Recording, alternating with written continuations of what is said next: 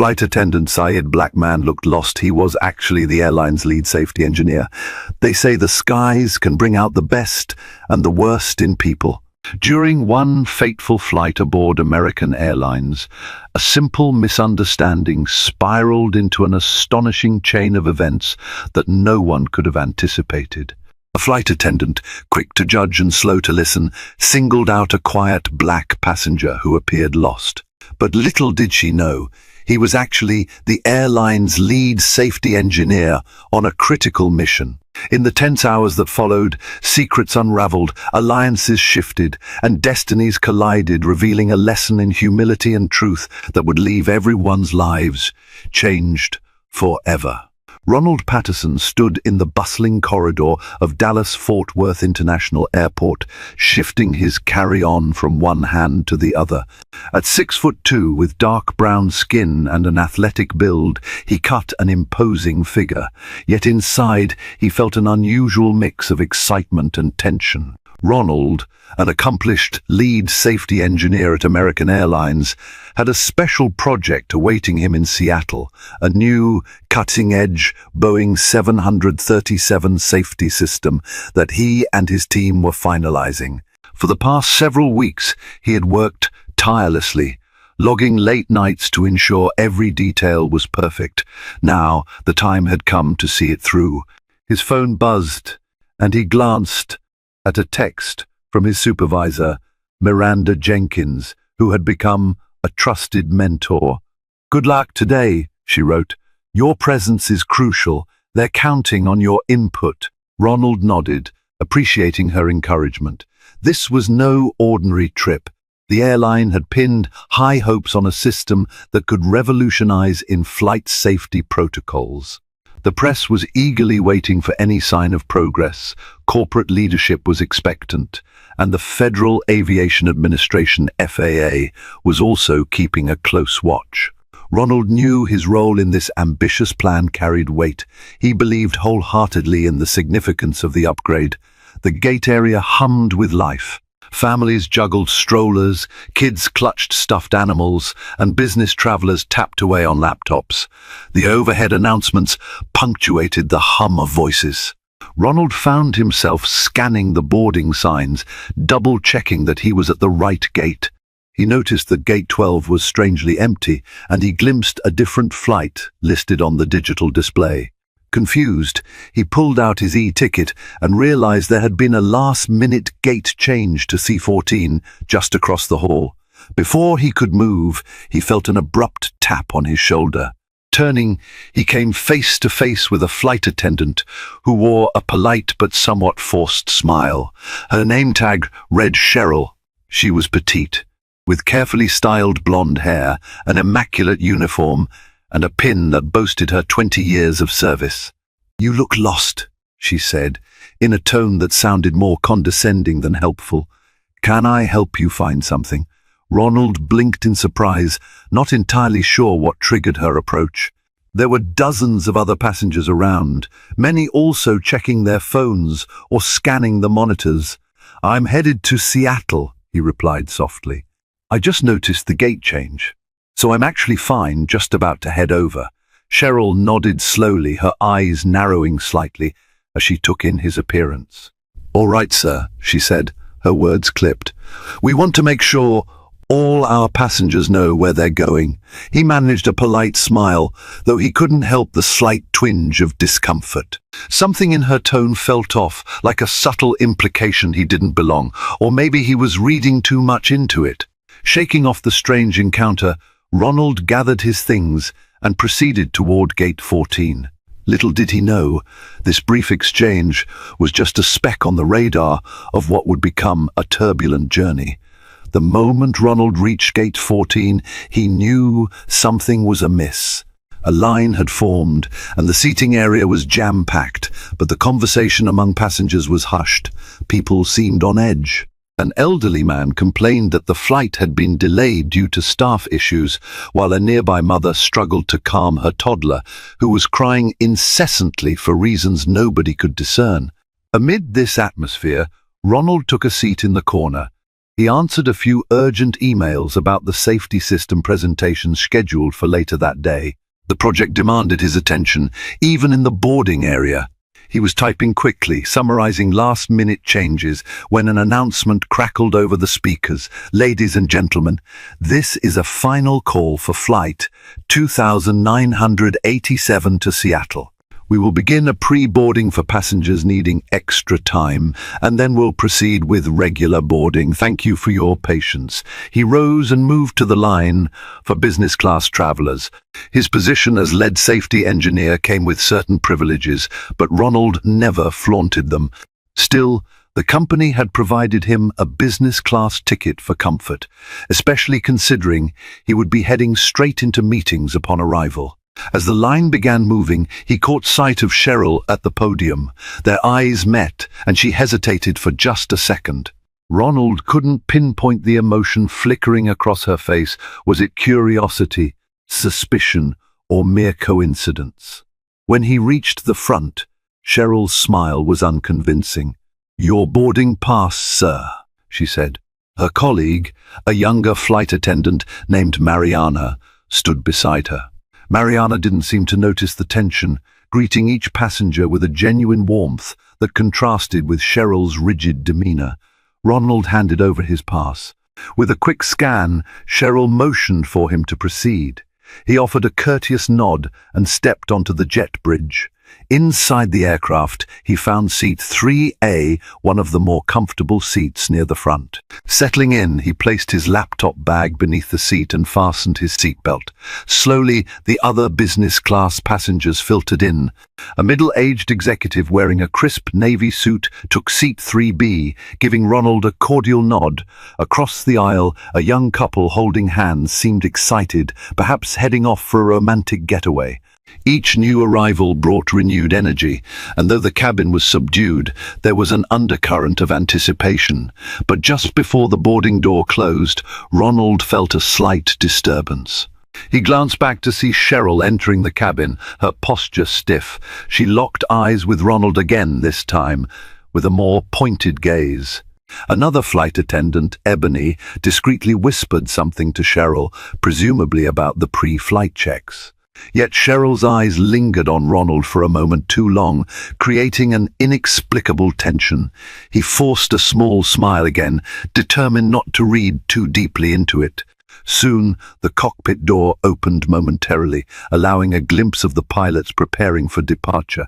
The captain's authoritative voice echoed through the cabin speakers. "Good morning, folks. Welcome aboard American Airlines Flight 2987 to Seattle. Expect a little turbulence en route due to weather patterns over the Rockies, but it should be manageable. Flight time is around 3 hours and 50 minutes. Flight attendants, please prepare for departure." Yet, as the safety briefing commenced, Ronald couldn't shake the feeling that the real turbulence was about to begin. In the back of his mind, he was prepared for anything after all. Unexpected challenges were his domain as a safety engineer, but he had no idea that the challenges would be so personal this time. 10 minutes after takeoff, the aircraft leveled off at cruising altitude. The seatbelt sign chimed off, and a soft murmur replaced the initial hum of ascent. Passengers began to settle in, some opening laptops, others flipping through in flight magazines or drifting off to sleep. Ronald reclined slightly, pulling out a thick folder of documents detailing the new Boeing 737 safety enhancements. He felt relieved to have a moment of peace to review notes for his afternoon presentation in Seattle. Outside his window, the morning sun radiated across the engine's sleek metal casing. Everything seemed calm. Suddenly, the curtain separating business from economy snapped open, and Cheryl stepped through with a forced smile. She started greeting passengers in the front cabin, asking for drink orders. Her entire demeanor felt rehearsed. She set a plastic tray on the corner of Ronald's seat divider. "Anything to drink, sir? Coffee, tea, water, juice?" "Coffee would be great. Thank you," Ronald said politely, expecting her to move on. Instead, Cheryl hovered. She scrutinized the folder in his lap, which had official American Airlines branding on the cover.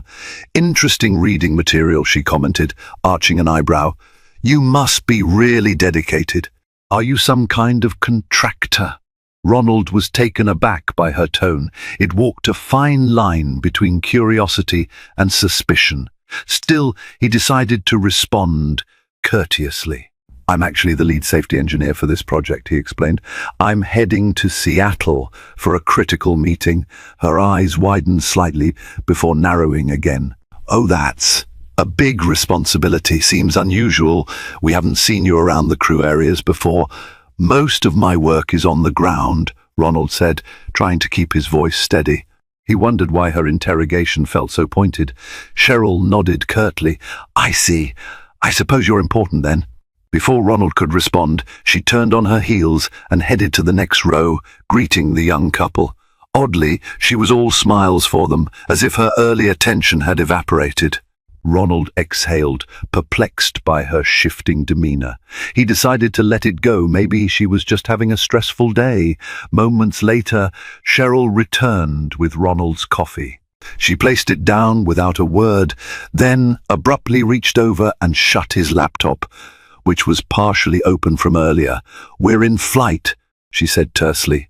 "We prefer large electronic devices remain properly stowed unless actively being used. Safety protocols." Ronald blinked. He was about to mention that the seatbelt sign was off and that laptops were allowed at cruising altitude, but she had already moved on. The passenger in seat 3B gave Ronald a look of shared confusion. A tension brewed within Ronald. It wasn't about the coffee or the laptop.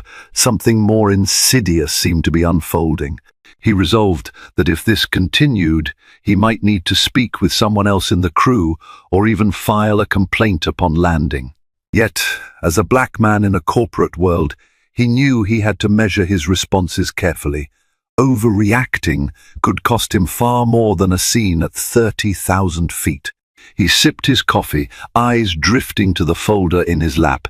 In a few hours, he'd be in Seattle, presenting the future of airline safety, a future he'd helped design.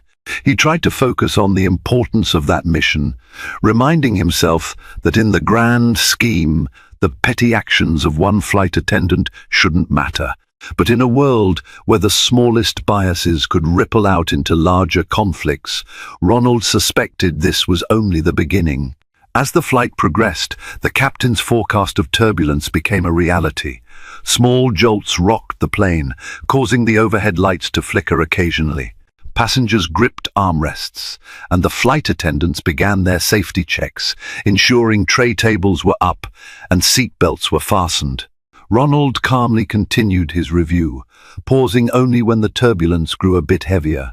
Mid-flight, as beverages and snacks were served, Cheryl's interactions with other passengers seemed normal, even pleasant. She laughed with the couple in row 2, offered extra pretzels to the executive in 3B, and chatted amiably with a family in row 4. Yet every time she passed by Ronald, her demeanor chilled. He tried to dismiss it as unintentional, but an uneasy sensation gnawed at him. Her polite facade cracked whenever she glanced in his direction.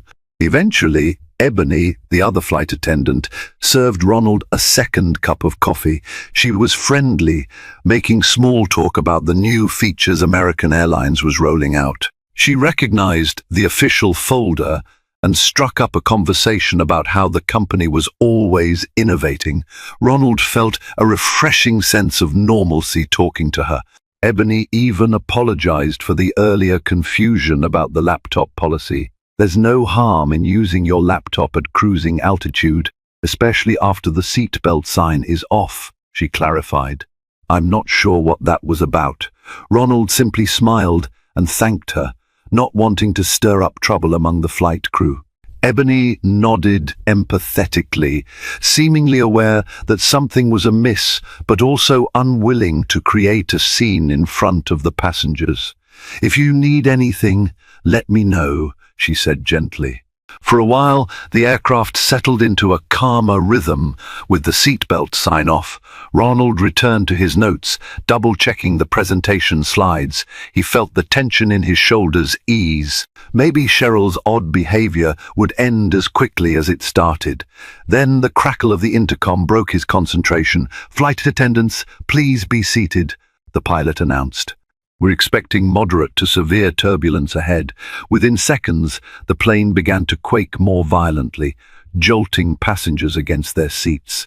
Ronald, accustomed to analyzing structural integrity and flight data, knew the Boeing 737-737's design could withstand far worse. Still, the fear in the cabin was palpable. A few overhead bins popped open, scattering luggage onto the aisle. A child screamed in the back. The flight attendants, strapped into their jump seats, appeared calm but alert. In the midst of the bumps, Cheryl's voice suddenly echoed over the cabin microphone. "Please remain seated with your seatbelts fastened. We will resume service once conditions improve. Thank you for your cooperation." Ronald clenched his fists on the armrests, resisting the urge to help when he saw a bag slide dangerously close to a passenger's legs. He wasn't permitted to leave his seat to secure loose items now. The turbulence escalated for a solid 10 minutes, culminating in a sharp drop that elicited gasps and screams. Outside, thunderheads loomed, flickering with flashes of lightning. Eventually, the plane steadied. A collective sigh of relief passed through the cabin. Cheryl and Ebony unbuckled from their jump seats to check for injuries. It was in that moment of relief that Cheryl, scanning the rows, locked eyes with Ronald yet again. He couldn't discern the emotion behind her gaze, fear, annoyance, or something else entirely. For a fleeting moment, Ronald allowed himself to wonder, did his presence pose some sort of perceived threat to her? Or was she grappling with her own issues, seeing in Ronald a scapegoat for her frustrations? Whatever it was, he sensed that the turbulence of their dynamic was far from over, even if the plane's path had momentarily smoothed. With the turbulence behind them, the passengers settled into a subdued relief. Some resumed watching movies on the seat-back screens, others attempted to nap, and a few rummaged through their carry-ons to check for damages or spilled beverages. Ronald, taking a moment to stretch his neck, felt the anxious hum of the cabin slowly begin to dissipate. The flight attendants soon returned to their routine tasks, offering water refills and checking on passengers who appeared shaken. Ebony passed Ronald's seat with a kind word, asking if he was all right. He nodded in gratitude, appreciating her concern. Meanwhile, Cheryl was further down the aisle, kneeling to assist an elderly woman retrieve her rolling bag from beneath the seat. Moments later, the flight attendant call button dinged near Ronald. A teenage girl in row 4 signaled for assistance, claiming she needed a motion sickness bag. Cheryl rose from her position and made her way forward. As she passed Ronald, she shot him another guarded glance, as if expecting him to be somehow out of place or causing trouble. Ronald tried to brush it off, but the nagging thought wouldn't leave him. Why did she keep singling him out? Before the flight, Ronald had read about numerous incidents where black travelers felt profiled or disrespected. He had to weigh the possibility that he was imagining this. After all, no confrontation had occurred, just a series of uncomfortable moments. Yet, intuition told him something was indeed off. He decided to focus on his presentation slides again, making final tweaks on his laptop. The new Boeing safety system was designed to detect and respond to microfractures and cabin pressure changes in real time. Ronald believed in it wholeheartedly. He'd poured his life into developing the technology. If the FAA approved the system, it could become the gold standard for commercial aviation safety. Just then, a cough made him glance up. The business-suited man in 3B leaned over. "You're an engineer for American Airlines?" he asked softly. "I couldn't help noticing your documents earlier." "That's correct," Ronald replied, offering a friendly nod. Working on some new safety measures for the 737. We're testing it in Seattle. The man smiled. My name's James Carroll. I'm in corporate communications at Boeing, believe it or not. Small world, huh? Ronald's eyes lit up. No kidding. Great to meet you. I'm Ronald Patterson. They shared a short laugh about the coincidence. James leaned closer. I actually heard some chatter about an upcoming system update.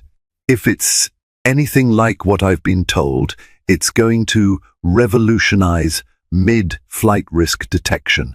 Ronald felt a swell of pride. That's the hope. We're still finalizing the details, but the synergy between the airline and Boeing is crucial. Their conversation was cut short when Cheryl stepped into their row with a forced cheeriness. Everything all right here, gentlemen? She paused, looking at Ronald with a hint of skepticism. James, oblivious to the tension, beamed at her. All good. We were just talking about Boeing's upcoming safety enhancements. Cheryl's eyes flicked to Ronald's folder again. Indeed, she said tightly. Just let me know if you need anything else. She walked away and James frowned slightly. She seems unsettled. Ronald lowered his voice. I think I might be making her uncomfortable, though I can't quite figure out why. James shrugged. Try not to take it personally. Some people just have off days. An off day, maybe that was all it was. Yet the seeds of suspicion had firmly taken root in Ronald's mind. The real trouble, he feared, was still waiting to unfold, and with each passing minute, it inched closer. The seatbelt sign flicked on again as the captain announced, Folks, there's another patch of rough air ahead, so please return to your seats and buckle up. A collective sigh rustled through the cabin. It was shaping up to be a particularly bumpy flight. Ronald, fastening his belt, braced for another round of shudders. Sure enough, the plane began to vibrate. Overhead compartments rattled, and the roar of the engine seemed to intensify. Ronald felt his heart rate quicken, while turbulence rarely bothered him, knowing all too well that the aircraft was engineered to endure such conditions. There was something about this flight that kept him on edge. Cheryl, visible through a gap in the curtain to the galley, appeared to be in a heated discussion with a male flight attendant from economy class. Their faces were tense, and though Ronald couldn't hear their words, he caught the tail end of Cheryl pointing toward the front cabin, toward him perhaps. The male attendant glanced in Ronald's direction, shook his head dismissively, and turned away.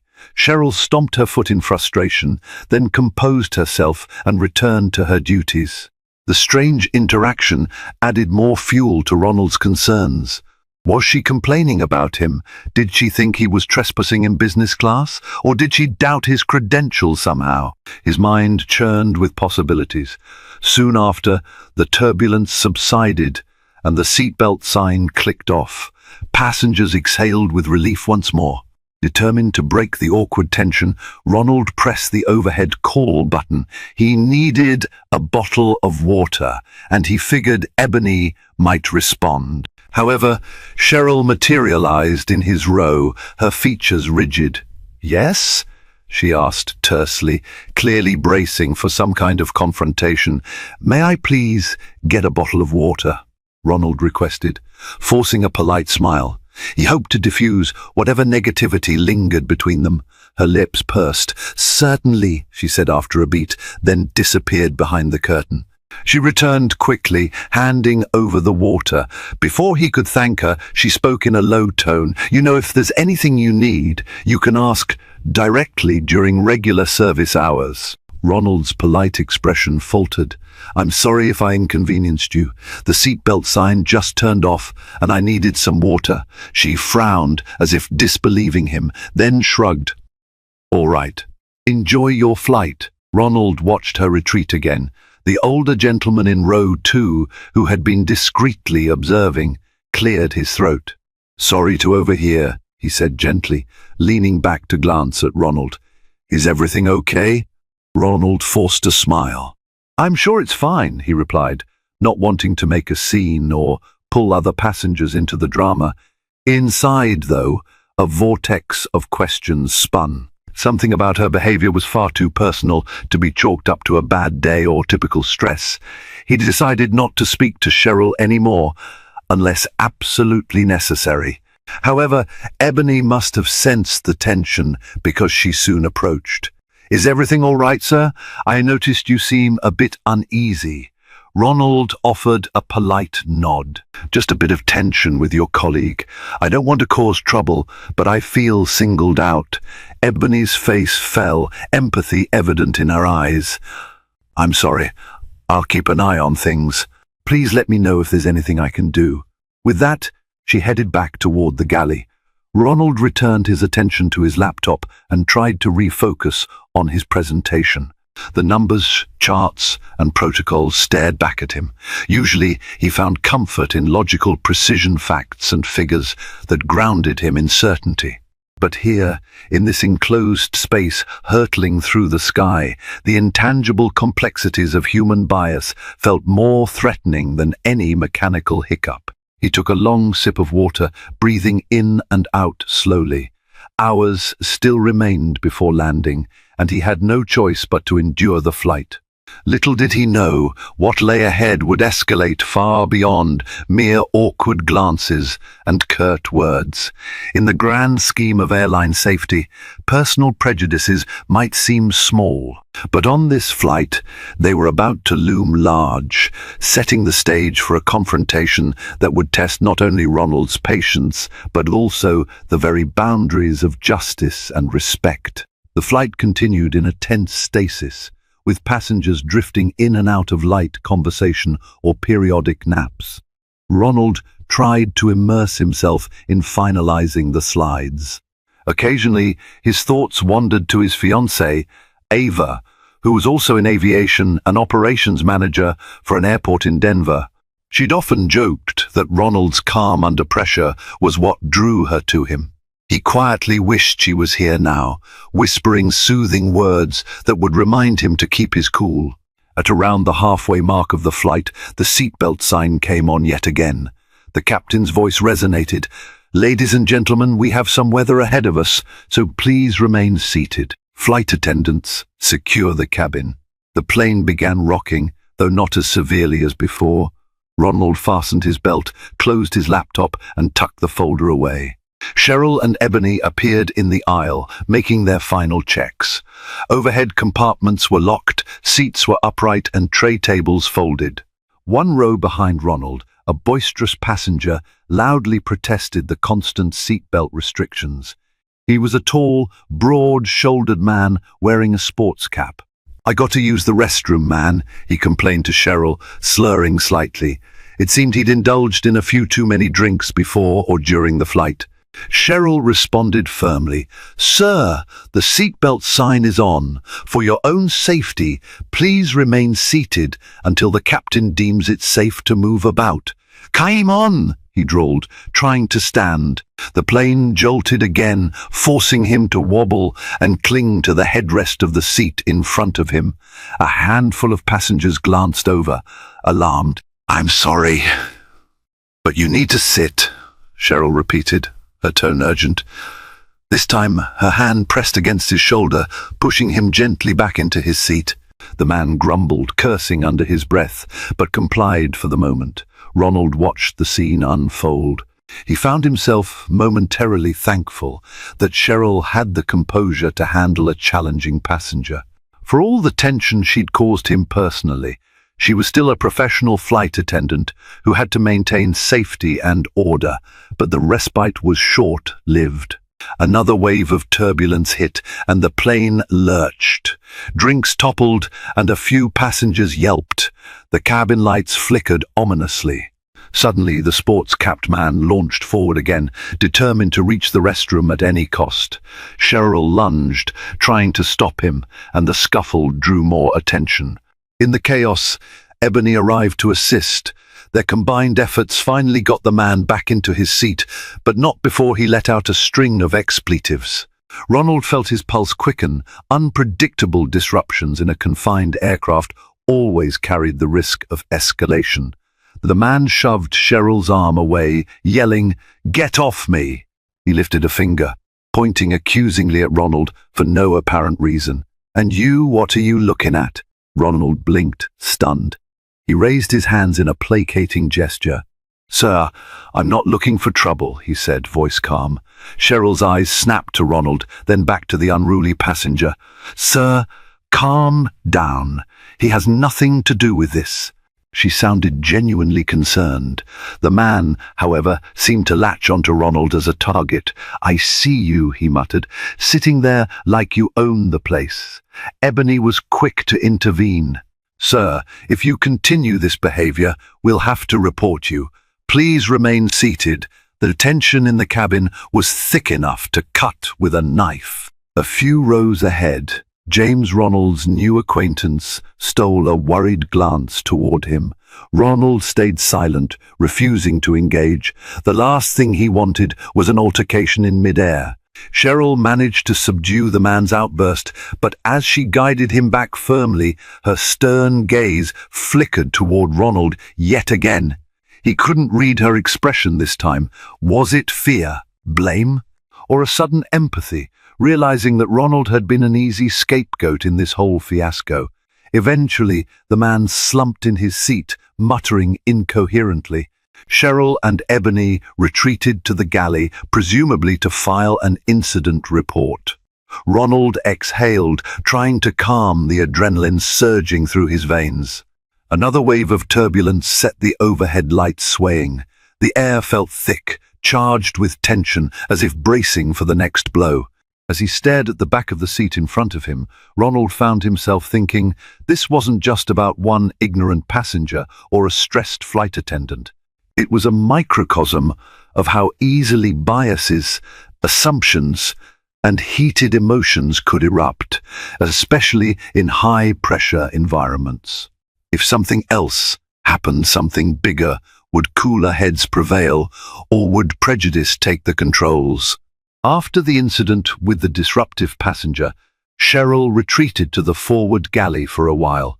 Ebony tended to the rest of the cabin, offering calming words and checking on passengers rattled by the turbulence and confrontation.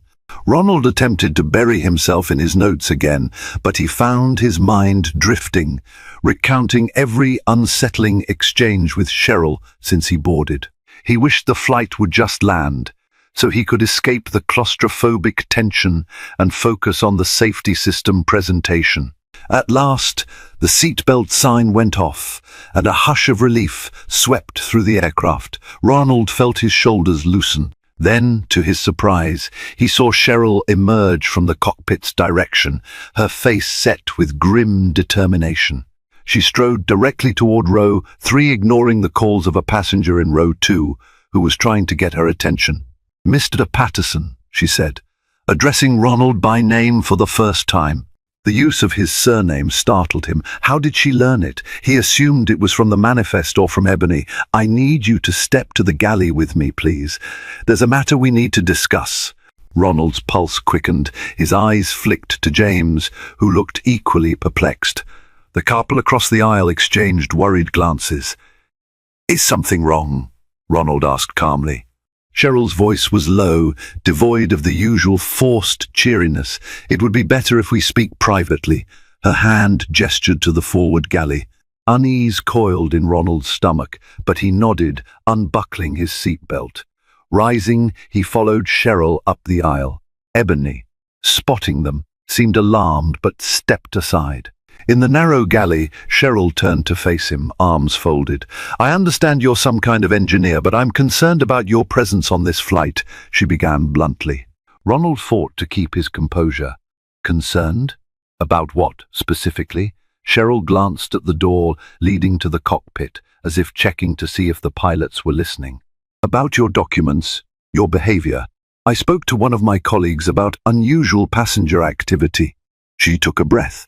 "I need to ask, are you here legitimately? Or is there another reason you're on this plane?" A surge of indignation shot through Ronald. "I beg your pardon. I'm on an official trip for American Airlines. I'm leading a safety systems project with Boeing.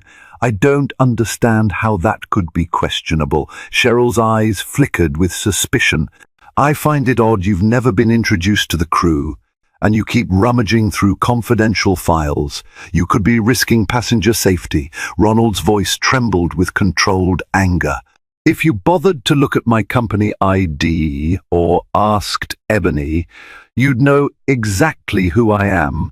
My credentials are in my carry-on, and those confidential files are the reason I'm flying to finalize an important safety presentation in Seattle." She crossed her arms, undeterred. "I don't mean to cause offense, but I have a responsibility to ensure everyone's safety. You look out of place. It's my gut feeling. Out of place because I'm black. Is that your gut feeling?" The words erupted before he could stop them, laced with a bitterness he couldn't contain. Cheryl stiffened, an offended look crossing her face. "I didn't say that." "You implied it," Ronald said, trying to steady his breathing. "I've been polite, cooperative, and even a target of that drunken passenger. Yet you suspect me of wrongdoing.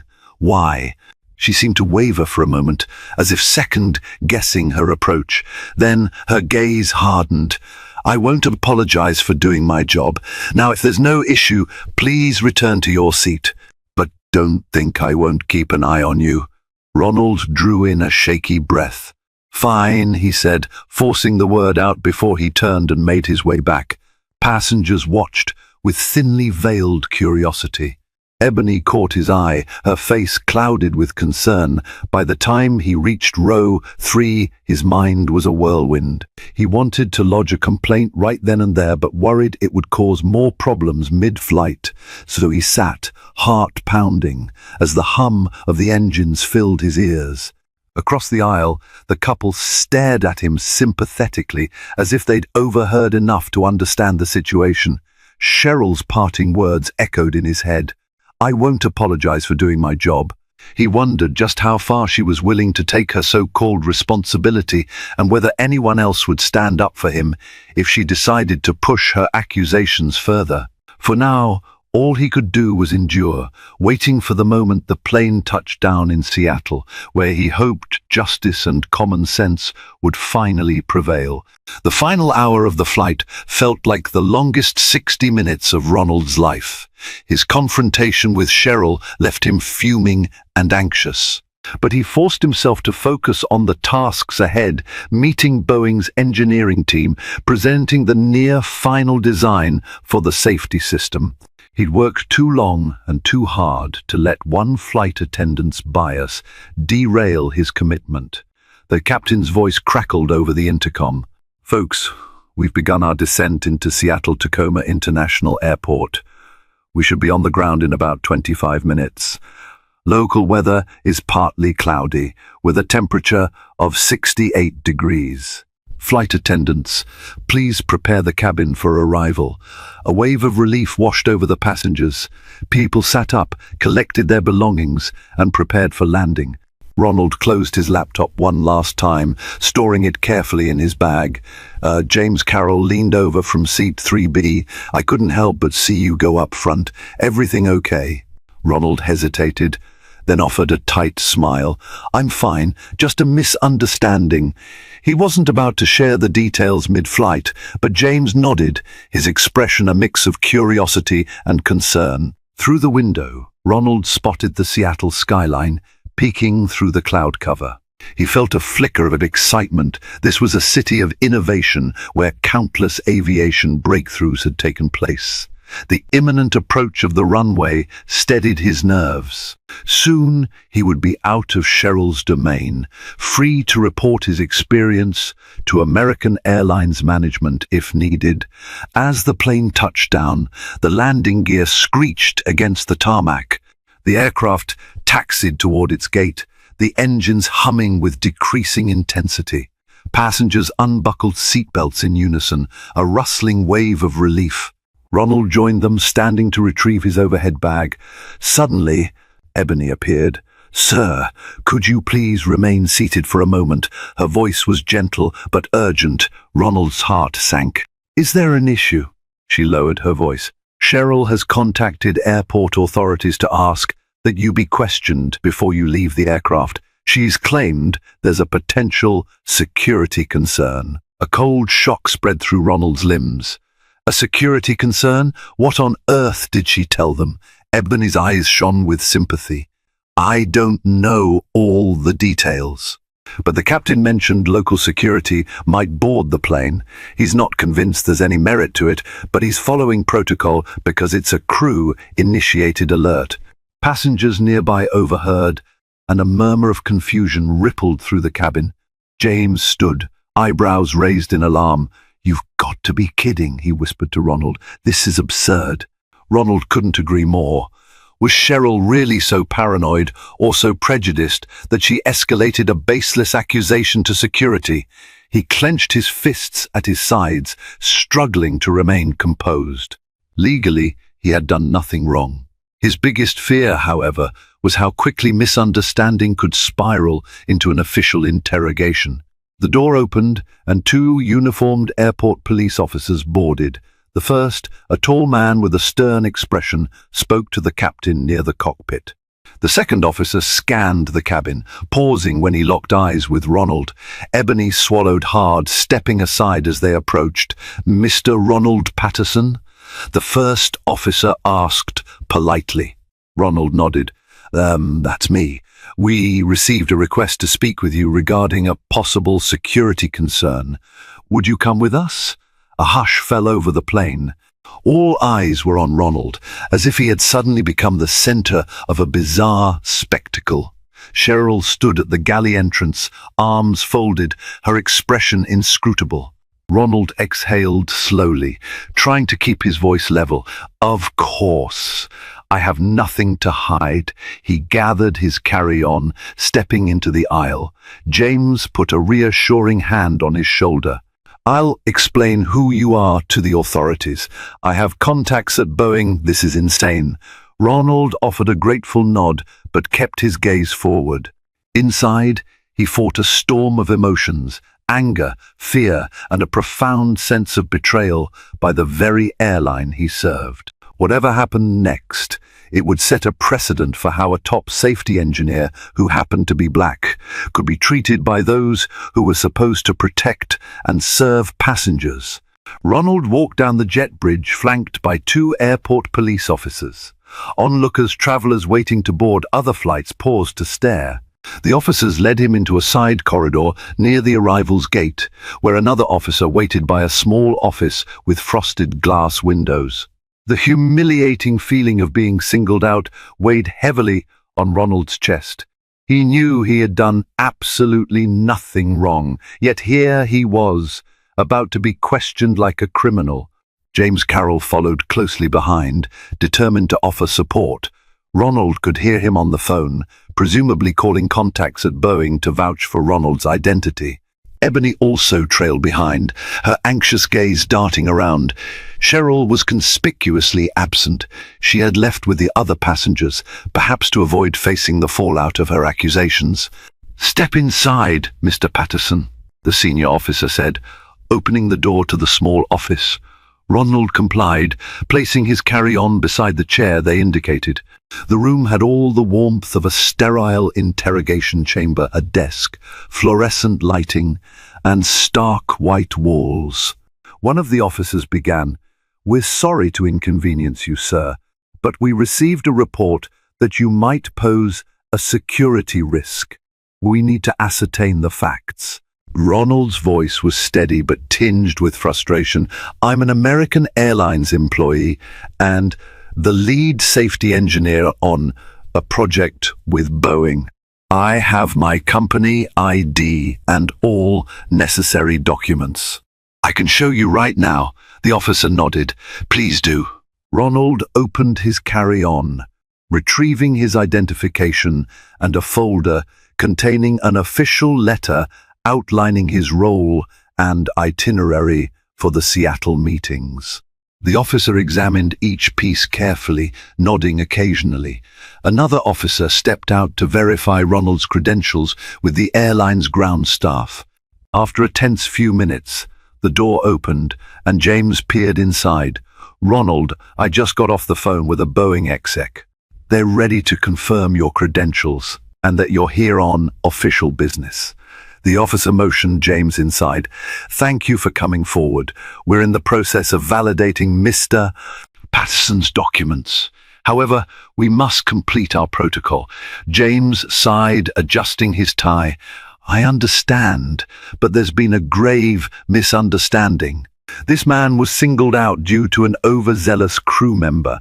Let's just confirm everything and clear this up." Ebony, who stood quietly by the door, chimed in. "Officers, I was on the flight.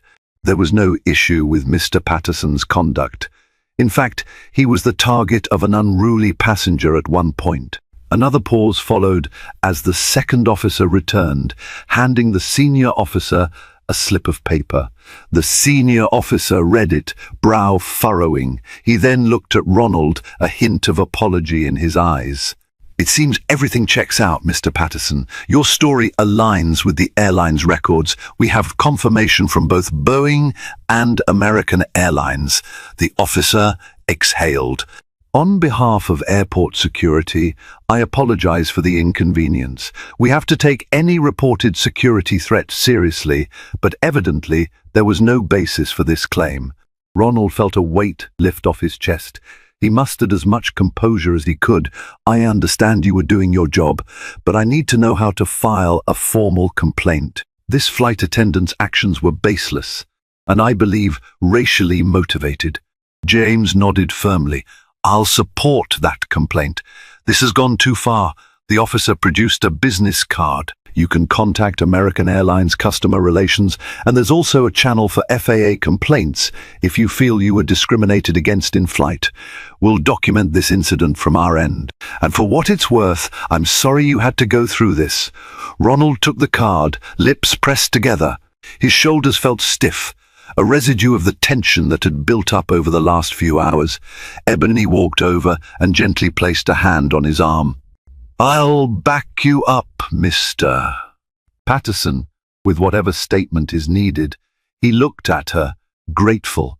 "Thank you, Ebony. I appreciate it." James glanced at his watch. "Ronald, we should get you to your meeting. You're already running late." Stepping out of the small office, Ronald nodded, his resolve solidifying.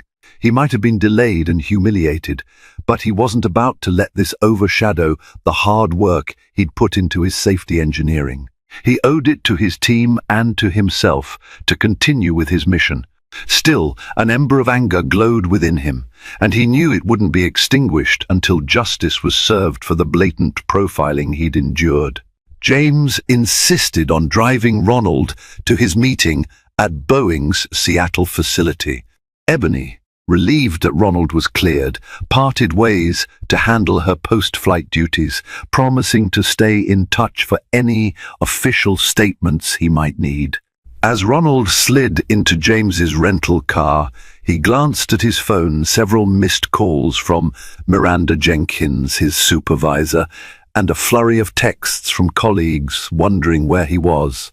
"I can't believe she actually called in a security threat," James muttered, navigating the busy roads near SeaTac Airport. "That's the kind of thing that can ruin careers if not handled properly." Ronald rubbed his temples, his head throbbing from the ordeal. "I've faced bias before, but never like this. The entire flight was tainted by her suspicions. She even confronted me in the galley." James shook his head in disgust. "Ridiculous. Let me know if you need legal counsel. Boeing's got resources, and so does American Airlines. They won't stand for this." Ronald stared out the window at the Seattle skyline. "I appreciate that. For now, I need to get through my presentation, but after that, I'm absolutely filing a complaint." The car weaved through traffic, eventually pulling up to the sprawling Boeing campus. James guided Ronald to the designated visitors' lot. They hurried inside, where a flustered junior engineer recognized Ronald and ushered him into the conference room. There, about a dozen people waited around a large table littered with coffee cups and scattered notes. Miranda Jenkins stood at the front, clearly anxious. Her eyes lit up with relief when she saw Ronald enter. "Thank goodness you're here," she whispered, pulling him aside. "I was worried. Your flight should have landed over an hour ago. Ronald nodded. Long story, but I'm here now. Let's get started. Despite the stress that weighed on him, Ronald delivered a polished presentation. He walked the Boeing team through the new system's architecture, detailing how it would detect microfractures, measure cabin pressure fluctuations in real time, and communicate seamlessly with ground control. His voice was steady, his points clear, and even the last-minute data he'd compiled on the plane came in handy. Toward the end, Miranda offered her own insights, praising Ronald's work and underscoring the importance of their collaboration. Applause followed. Executives congratulated Ronald, praising the thoroughness and innovation of his approach. Several men and women approached him with handshakes and requests for deeper follow-up sessions. As the crowd filtered out, Miranda stayed behind with Ronald and James. She arched an eyebrow at Ronald. "Okay, now you have to tell me what really happened." Quietly, Ronald recounted the flight, the suspicious stares, Cheryl's interrogation, the airport police detainment. Miranda's expression darkened with each sentence. "That is absolutely unacceptable," she fumed. "I will be contacting HR and corporate security. They need to launch a formal investigation. American Airlines can't allow this to go unaddressed." James nodded vigorously. "I was there when airport police took him aside. I called Boeing's executive to vouch for him. This can't be swept under the rug." Ronald exhaled slowly, feeling both validated and drained. It was a relief to be among allies, but he realized this was just the beginning of a lengthy battle for accountability. "I'll file a complaint as soon as I can. For now, I just want to wrap up things here." Miranda laid a reassuring hand on his shoulder. "We've got your back. No one should have to endure that kind of discrimination." For the first time all day, Ronald felt a slight release of the tightness in his chest. He had accomplished his immediate mission. The presentation was a success.